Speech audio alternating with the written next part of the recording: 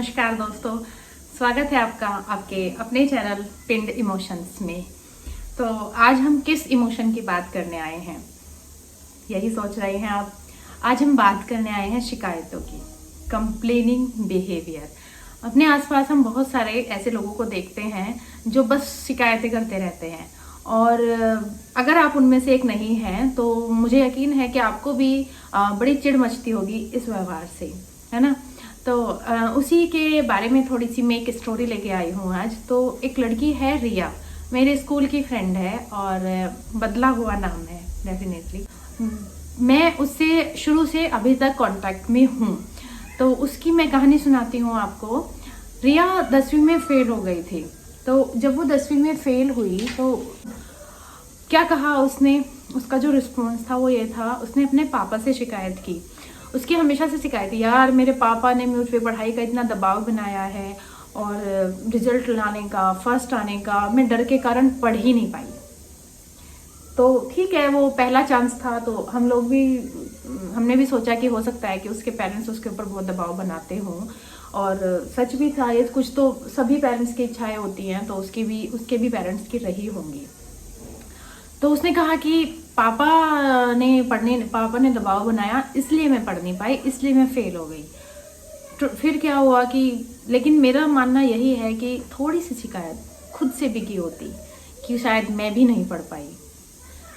12वीं में फेल हुई, फिर से दोबारा 10वीं दोबारा की, 11वीं की, उसके बाद 12वीं में फिर से फेल हुई। इस बार उसने शिकायत की स्कूल के टीचर्स से। उसने कहा कि टीचर्स ने अगर ढंग से पढ़ाया होता तो मैं फेल नहीं होती। अब मेरा सवाल था कि टॉपर्स को भी तो उन्हीं टीचर्स ने पढ़ाया था, मुझे भी तो उन्हीं टीचर्स ने पढ़ाया था, लेकिन मैंने उससे कुछ कहा नहीं। बस मेरे मन में फिर से वही ख्याल आया कि बहन थोड़ी शिकायत खुद से भी कर ले, शायद तू नहीं पढ़ पाई होगी।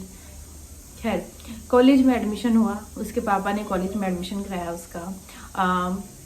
तो अभी क्या हुआ कि कॉलेज में फेल हो गई, बैक लग गई उसकी। तो जब उसकी बैक लगी तो फिर से मुझसे बात हुई और फिर से उसका शिकायतों का पिटारा शुरू हो गया। उसने कहा कि यार मेरे पेरेंट्स अनपढ़ हैं, मुझे इंग्लिश का वो माहौल नहीं मिला, और अगर मेरे पेरेंट्स पढ़े लिखे होते तो जानते होते और मेरी इंग्लिश भी बाकी सब बच्चों की तरह होती, इंग्लिश की वजह से मैं नहीं पढ़ पाई। मतलब फिर से शिकायतों की जो सुई है वो मम्मी पापा की तरफ उसके घूम गई। उस समय भी मैंने उससे यही कहा कि उस समय मैंने कह दिया, क्योंकि कॉलेज लाइफ तक आते आते हम उतने मैच्योर हो जाते हैं कि चीज़ों को समझने लगे। तो मैंने कहा बहन थोड़ी शिकायत खुद से कर ले, हो सकता है कि तूने ही पढ़ाई ना की हो, या इंग्लिश तो इम्प्रूव की जा सकती थी, मैं भी कर रही हूँ। लेकिन खैर वही बात है कि सुनता कौन है। कॉलेज में एक लड़के से रिया को प्रेम हुआ, लेकिन उस लड़के को रिया से नहीं, रिया की फ्रेंड से प्रेम हुआ। तो अब यहाँ भी उसकी शिकायतों का पिटारा शुरू। उसने कहा मेरी सहेली है ही ऐसी, मेरी फ्रेंड है ही ऐसी, उसकी वजह से वो लड़के ने उससे प्रेम किया, उसकी गलती है, उसने उस पर मैं वो शब्द इस्तेमाल नहीं करूँगी, लड़की ने जाल बिछाया, समथिंग लाइक दैट। तो फिर से शिकायत लड़की से की और दोस्ती तोड़ दी। स्वयं से शिकायत करना इस बार भी भूल गई। उसके बाद तो पढ़ाई में असफल रही, तो उसके पापा ने सोचा कि लड़की को आत्मनिर्भर बनाना बहुत ज़रूरी है। तो उन्होंने अपने जीवन भर की जो पूंजी थी उस पूंजी को लगाया, थोड़ा बहुत लोन वगैरह लिया और उसका व्यापार शुरू किया।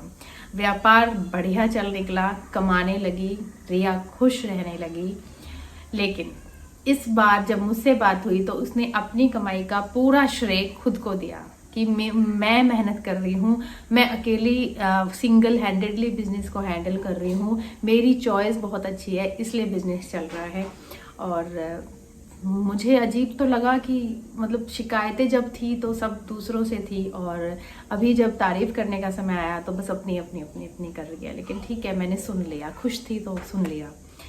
फिर धीरे धीरे ऐसा हुआ कि कोरोना का समय आया। कोरोना के समय में उसका व्यापार डूबने लगा, और व्यापार डूबने लगा तो दुखी रहने लगी। फिर से शिकायत की सोई उसने अपने पापा की तरफ की।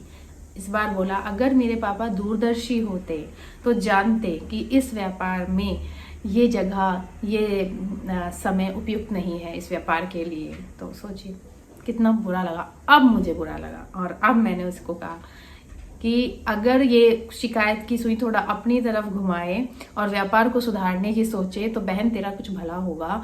और जो तू ये शिकायतों की सुई बार बार किसी की तरफ ले रही है, और जब तेरा व्यापार चल निकला था तब भी तो तेरे पापा ने पैसे लगाए थे, तब भी तो तेरे पापा का ही दूरदर्शी दिमाग था, लेकिन उसके बाद उसने मुझसे बात ही कम की है, की ही नहीं। वही बात होती है कि आप किसी को आईना दिखाने की कोशिश करें तो फिर आप तो सोचो खत्म ही हो गए। वही चीज़ हुई है मेरे साथ। तो कहना यही चाहती हूँ कि रिया की तरह हम सभी की आदत होती है शिकायत करने की।